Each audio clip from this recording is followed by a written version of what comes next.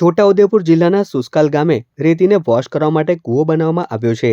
Wash કરતા જે માટી રહી જાય તેને કાઢવા માટે 3 મજૂર કૂવામાં ઉતારવામાં આવ્યા હતા। જે મજૂરો ઉતર્યા તેમાં એક સગીરને વીજ કરંટ લાગ્યો હતો। આ દરમિયાન તેના સાથી મજૂરોએ તેને બચાવવાની નિરર્થક કોશિશ કરી હતી। જો કે 2 મજૂરો જેમ તેમ કરી બહાર આવ્યા હતા।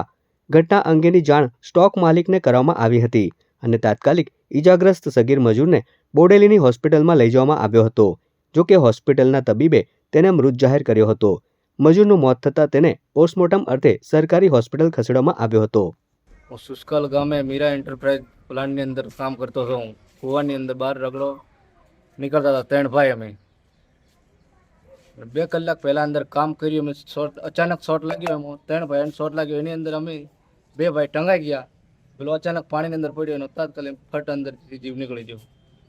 પછી બૂમા બૂમ કરી 4 માણસ બીજા આવ્યા। પછી એને બહાર કાઢ્યો। બહાર કાઢ્યા પછી ખુદ પોતાની સેટની ગાડીથી 4 વ્હીલ એમાં નીલકંઠ હોસ્પિટલમાં લઈને આવ્યા। હોસ્પિટલમાં લઈને આવ્યા પછી મેં કીધું મારા ભાઈની તબિયત પાણી કેવી છે, દવા ચાલુ થઈ ગઈ નથી। તો મને કોઈ જવાબ આવ્યો નહીં, અંદર જવા દીધો પણ નહીં। મારી કુટુંબવાળા 9 વાગે આવ્યા રાત્રે। ત્યારે એમની સાથે હું જોવા ગયો ત્યારે મારા ભાઈને જોયો તો મેં એ પલંગ ઉપર સુવાડેલો તો મરેલો। કૂવામાં જ્યારે તમને ઉતાર્યો ત્યારે સેફટી કઈ તમારા માટે કોઈ સેફટી નથી। મારા હાથમાં અને પગમાં કોઈ સેફટી નહીં। ત્યારે રગડો કાઢી નાખો તમે એમ હલાવીને પાણીની સાથે મોટર ચાલુ કરીને એવી રીતે મને ઉતારીને ગયો। ઓફિસમાં હતા અને અમે કૂવાની અંદર હતા। 2 કલાક સુધી કાંઈ થયું નહીં, અચાનક જ થઈ ગયું।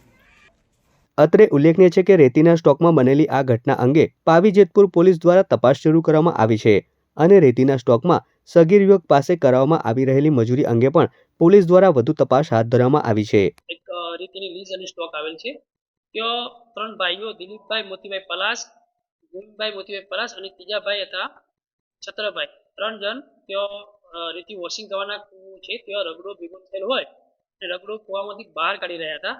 તે દરમિયાન ત્યાં અચાનક કરંટ પાણીમાં કરંટ આવી ગયો, જેમાં ગોવિંદભાઈ મોતીભાઈ પલાસનું મૃત્યુ થયું છે અને બીજા બંને દિલીપભાઈ મોતીભાઈ પલાસ અને છત્રભાઈ કરંટની અસર થતો એ જે 5-6 ફૂટ છે એમાંથી બહાર નીકળી ગયેલ અને પછી ગોવિંદભાઈ મોતીભાઈ પલાસ તાત્કાલિક હોસ્પિટલ નીલકંઠ હોસ્પિટલમાં લઈ જતો ત્યાં મૃત્યુ જાહેર કરવામાં આવ્યા હતા, જેની અકસ્માત મૃત્યુ પાવી જેતપુર પોલીસ સ્ટેશનમાં દાખલ કરેલ છે।